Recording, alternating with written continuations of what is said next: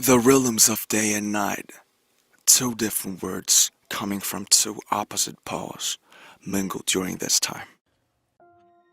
이 문구는 헤르만 헤세의 대표작 데미안에 나오는 구절입니다. 이 영상은 처음과 끝이 데미안의 내용과 꼭 닮아 있습니다. 데미안에서 싱클레어라는 소녀는 데미안이라는 소년을 보면서 그의 멋지고 색다른 모습에 그를 동경하게 되죠. 이 영상에서 싱클레어는 정국, 데미안은 많은 분들이 예상하시는 것처럼 슈가입니다. 뮤직비디오의 첫 장면은 정국의 침대에서 시작됩니다. 정국은 꿈에서 피아노가 불타는 음악실의 모습을 보게 되는데요. 여기서 문에 붙어있는 제이콜은 방탄소년단이 이전 인터뷰에서도 몇 번 언급한 적이 있었던 힙합 가수로 이를 미루어 볼 때 방탄소년단, 즉 청춘의 꿈이 키워지던 공간임을 알 수 있습니다. 청춘의 꿈, 목표는 피아노로 나타나 있습니다. 그런데 그 피아노가 불에 타고 있습니다. 목표가 불에 타고 있는 악몽을 꾸는 정국. 자동차가 들이받는 소리와 함께 새가 산산이 부서집니다. 새는 희망 또는 이상을 상징하는데 불타버린 피아노처럼 새도 사고로 부서져 버립니다. 이상이 무너져 내리는 모습이죠. 정국은 놀라서 눈을 뜹니다. 이때 정국이 입고 있는 옷에 검은 새가 그려져 있습니다. 검은 새는 일반적인 새와는 다르게 죽음을 상징합니다. 그래서 정국의 가슴에 그려진 검은 새는 죽어버린 청춘의 이상을 의미하죠. 어두운 공간에 홀로 남아있는 정국. 이 공간은 정국의 내면입니다. 에코로 울리는 느린 음악이 꿈속 공간임을 나타내고 있습니다. 청춘의 이상이 불에 타버리고 상처 입은 것처럼 노래 가사 속 15 정국은 아무것도 가지고 있는 게 없습니다. 죽어버린 청춘의 이상을 가슴에 품고 있는 정국. 왼쪽 눈에 상처를 품은 슈가의 그림을 발견하게 됩니다. 슈가의 상처가 얼마나 아플지 보여줍니다.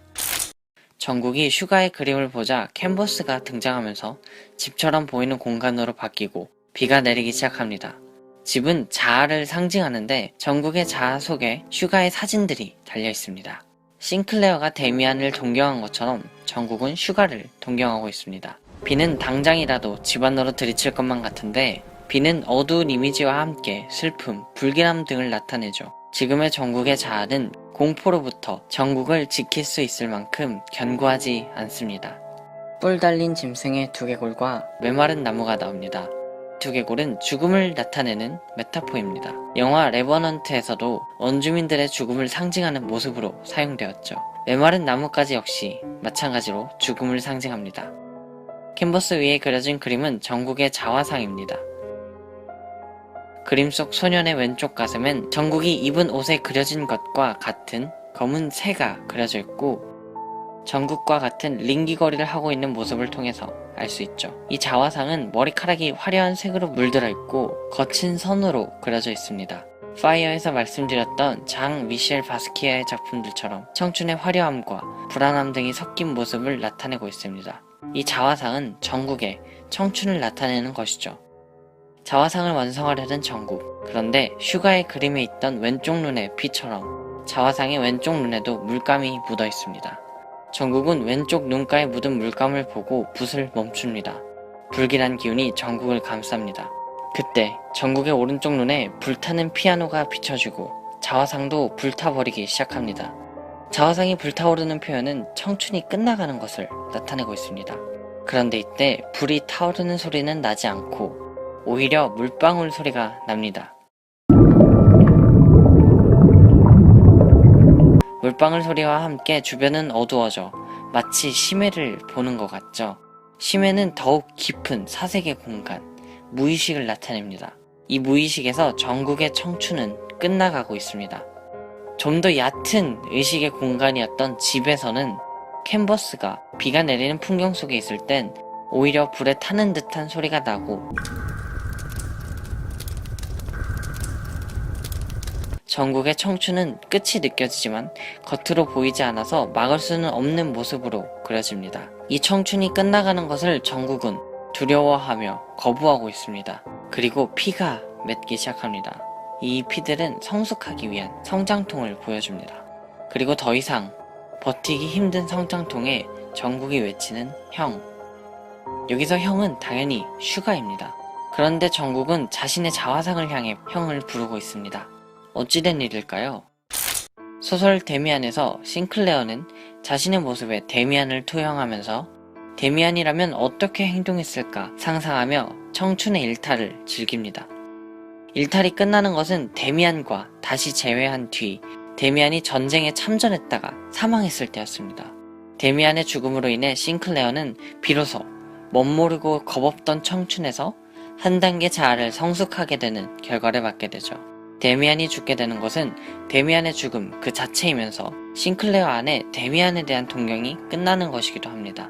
마찬가지로 정국은 스스로의 자화상에 동경의 대상인 슈가를 투영하고 있었고, 그래서 불타는 자화상을 보며 형이라고 부르는 것이죠. 정국 안의 우상으로 영원할 것만 같았던 데미안, 슈가, 그에 대한 청춘의 동경이 사라져가고 있습니다. 자화상이 다 불타버렸을 때 날갯짓 소리와 함께 많은 새들이 날아갑니다. 이 새들은 모두 성숙을 끝낸 청춘들입니다. 정국은 자신보다 먼저 이 성숙의 과정을 끝낸 그들을 눈으로 쫓기 시작합니다. 붉은 하늘을 날아가는 검은 새가 보입니다. 붉은 하늘은 불안감, 검은 새는 정국입니다. 정국은 불안하지만 먼저 떠난 새들처럼 비행을 시작하는 자신의 모습을 떠올립니다. 자화상의 오른쪽 눈에서도 성장통을 마치고 검은 눈물을 흘리고 있습니다. 정국의 오른쪽 눈과 왼쪽 눈은 각각 오른쪽 눈은 성숙 혹은 성숙의 과정을, 왼쪽 눈은 청춘을 나타내고 있습니다. 왼쪽 눈이 청춘을 의미하고 있기 때문에 이렇게 상처를 입음으로써 청춘의 성장통을 보여줍니다. 그런 성장통은 아직 청춘에 머무르고 싶던 정국에게는 피를 흘리는 모습으로 두렵게 보여졌을 것입니다.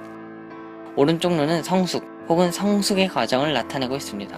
그래서 처음 청춘이 끝을 맞이하는 장면을 목격하며 뜬 오른쪽 눈의 반은 흐릿하고 반은 빛을 또렷하게 보고 있습니다.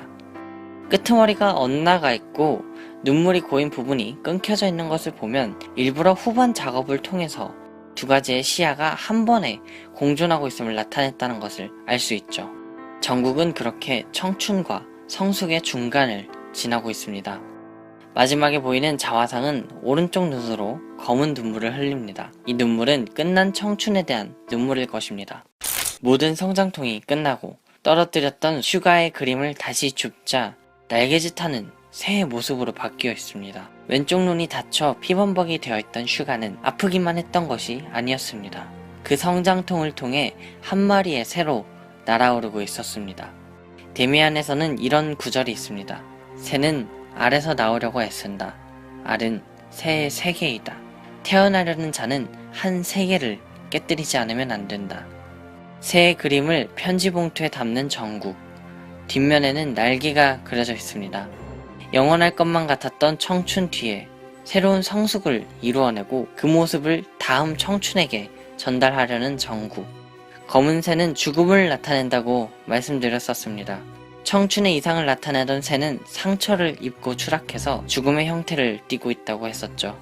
하지만 사실은 한 걸음 더 성숙한 정국처럼 빗속을 날아오르는 새들의 그림자였을지도 모르겠습니다. 청춘의 끝이 새로운 시작이었습니다. 해가 뜨기 전 새벽이 가장 어두운 법이니까요.